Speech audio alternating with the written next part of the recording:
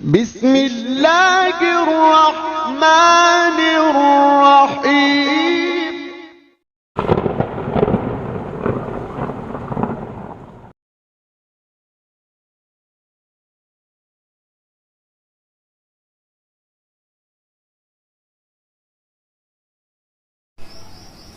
السلام علیکم ورحمۃ اللہ وبرکاتہ۔ الحمد للہ رب العالمین، والصلاة والسلام علی رسولہ الکریم، اما بعد۔ اعوذ باللہ من الشیطان اللعین الرجیم۔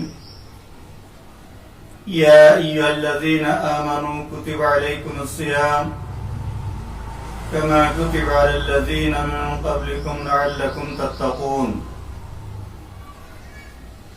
محترم ناظرین اعظام، سورہ بقرہ آیت نمبر 183 آپ کے روبرو تلاوت کی گئی، جس کا مقصد ہے کہ روزوں کے بارے میں قرآن میں ہمیں کیا احکامات دیے گئے ہیں۔ اللہ پاک نے ارشاد فرمایا، اے ایمان والو، تم پر روزے فرض کیے گئے ہیں جیسا کہ تم سے پہلے لوگوں پر بھی فرض کیے گئے تھے، تاکہ تم پرہیزگار بن جاؤ۔ صوم یہ عربی لفظ ہے جس کے معنی آتے ہیں لغوی اعتبار سے رکنا، اور شرعی اعتبار سے صبح صادق سے لے کر غروب آفتاب تک کھانے پینے اور عمل مباشرت سے اپنے آپ کو روکے رکھنا۔ صوم یعنی روزہ سن 2 ہجری شعبان المعظم تحویل قبلہ کے واقعے سے 10 دن پہلے فرض ہوا۔ قرآن مقدس میں صیام لفظ سورہ بقرہ میں 3 مرتبہ آیا، جبکہ فصیام سورہ نساء، سورہ مائدہ اور سورہ مجادلہ میں آیا ہے۔ تصوموا یہ سورہ بقرہ میں 1 مرتبہ آیا، فَلْيَصُمْهُ سورہ بقرہ میں 1 مرتبہ آیا، صیامن سورہ مائدہ میں 1 مرتبہ آیا، صومن سورہ مریم میں 1 مرتبہ آیا، صائمین و صائمات سورہ احزاب میں 1 مرتبہ آیا۔ ابتدائی زمانے میں جب روزہ فرض ہوا سن 2 ہجری میں، تو یہ اختیار دیا گیا تھا کہ جو چاہے روزہ رکھے اور جو چاہے اس کے بدلے میں فدیہ دے، یعنی 1 مسکین کو 1 دن کا کھانا کھلائے۔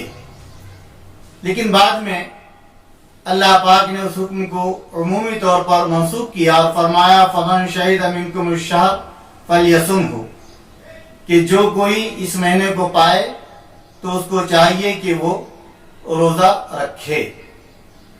نماز اور زکوٰۃ کی طرح روزے بھی پچھلی امتوں پر فرض تھے، لیکن جس طرح سے انہوں نے نماز اور زکوٰۃ میں کوتاہی کی، روزوں کے معاملے میں بھی انہوں نے رطب و یابس سے کام لیا۔ اللہ پاک نے اس عبادت کا مقصد متعین فرماتے ہوئے کہا لعلکم تتقون، تاکہ تم عبادت گزار، متقی اور پرہیزگار بن جاؤ۔ ہر عبادت کی جان، مغز اور روح اس کا تقوی ہے۔ تقوی ہے تو عبادت ہے، ورنہ ساری عبادت رائے گا اور بیکار ہے۔ روزے کتنے ہیں؟ فرمایا ایام معدودات، گنے چنے دن ہیں، یا تو یہ 29 ہوں گے یا تو یہ 30 ہوں گے، اس سے زیادہ یا اس سے کم نہیں ہوتے۔ روزے کی اہمیت پر، رمضان مبارک میں روزوں کے رکھنے پر اللہ کے نبی علیہ السلام کی حدیث مشہورہ جس کو حضرت ابو ہریرہ رضی اللہ تعالی عنہ نے نقل کیا، من صام رمضان ایمانا واحتسابا غفر له ما تقدم من ذنبه، کہ جو شخص ایمان اور احتساب کے ساتھ روزہ رکھے گا، اللہ پاک اس کے گزشتہ گناہوں کو معاف کر دے گا۔